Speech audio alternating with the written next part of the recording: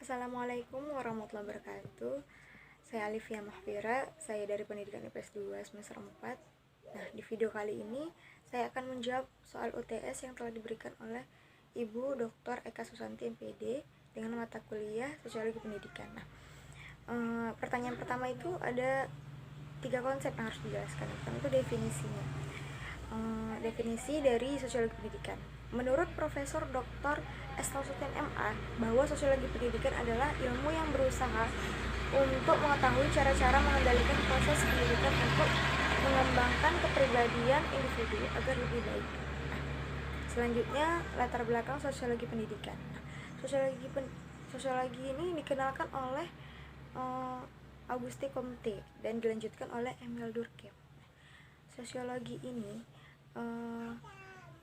tergolong ilmu yang fleksibel. Hal ini dapat dilihat dari sifatnya yang tersusun dalam penelitian ilmiah yang bersifat kaku namun bisa dikritik oleh publik, karena sosiologi ini adalah ilmu yang berisi tentang pengetahuan kemasyarakatan. Oleh karena itu selalu dinamis dan dapat diubah-ubah sesuai dengan seiring dengan masyarakat.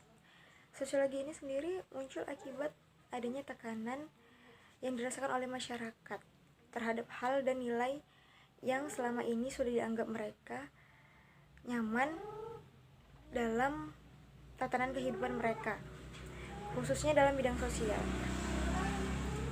Selanjutnya itu tujuan sosiologi pendidikan. Yang pertama itu bertujuan untuk menganalisis proses sosialisasi anak di dalam keluarga, sekolah maupun di masyarakat. Yang kedua, bertujuan untuk menganalisis perkembangan dan kemajuan sosial. Yang ketiga itu menganalisis status pendidikan dalam masyarakat. Dan yang terakhir adalah bertujuan menganalisis partisipasi orang-orang berpendidikan dalam kegiatan sosial.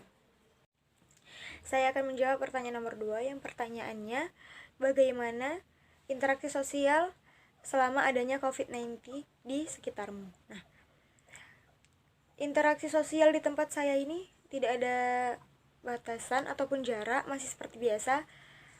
Tidak ada larangan untuk bersalaman, tidak ada larangan untuk beramai-ramai. Nah, namun apabila ada warga ataupun pendatang dari Medan masuk ke sini, itu harus wajib lapor dengan kepala desa dan diperintahkan untuk tidak keluar rumah selama 14 hari ataupun sering disebut dengan karantina. Nah,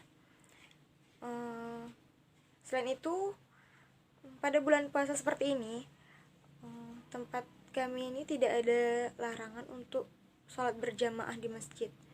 Malah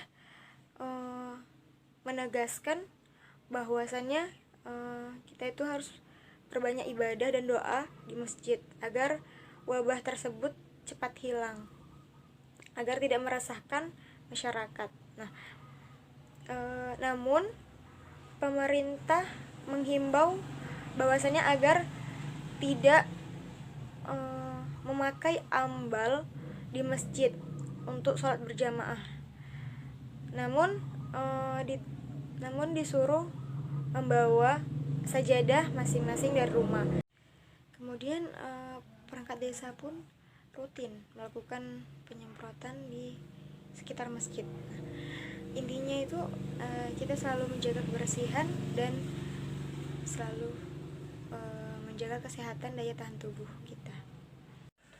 Nah, saya akan menjawab pertanyaan yang terakhir. Nah, menurut saya dengan adanya pembelajaran online ini, pembelajaran itu jadi tidak efektif. Mahasiswa itu seperti kebingungan karena jadwal yang berpindah-pindah. Juga saat diskusi ataupun presentasi makalah itu sangat tidak kondusif. Apalagi kalau disertai dengan pengisian absen, pasti di situ ada yang namanya perdebatan karena tidak ada yang mau mengalah satu sama lain. Nah, juga materi yang disampaikan itu sulit dipahami karena tidak bertatap muka langsung dengan pemakalah, serta melihat mahasiswa yang ada yang di kampung itu pasti banyak yang tidak mengikuti perkuliahan secara aktif karena ada kendala dengan jaringan ataupun rumah yang sangat terpencil. Jadi jaringan itu susah didapat. Sampai ada mahasiswa mungkin ya sampai dia ke kota dulu baru bisa mendapat jaringan tersebut. Nah, sekian dari saya. Apabila ada kesalahan ataupun kekurangan dari jawaban saya, mohon dimaafkan karena saya masih tahap belajar. Nah, saran dari saya untuk kedepannya agar tidak ada lagi pembelajaran online, karena dengan adanya pembelajaran online ini mahasiswa banyak yang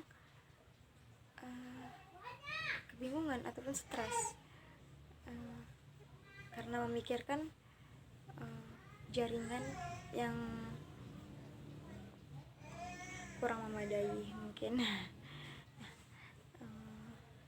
Wabillahi taufiq wal hidayah. Wassalamualaikum warahmatullahi wabarakatuh.